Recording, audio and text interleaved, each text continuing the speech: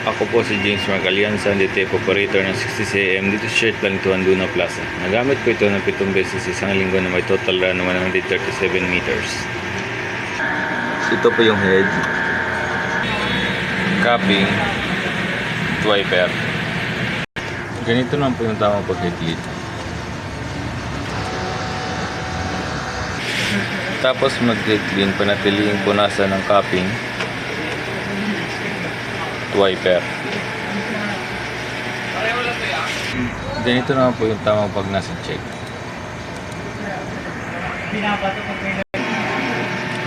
Okay naman po.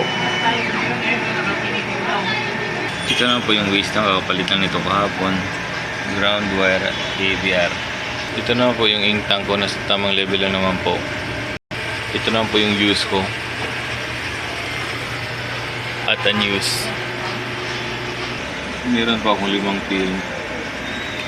7 white, 8 yellow, 8 black, 2 cyan, 9 na magenta, 7 solution, 1 powder. Ito naman po yung consumable monitoring ko.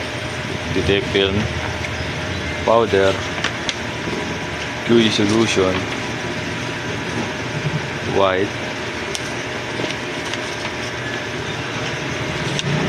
black, yellow, magenta, at cyan. Ito naman yung printer deal checklist ko, updated naman po.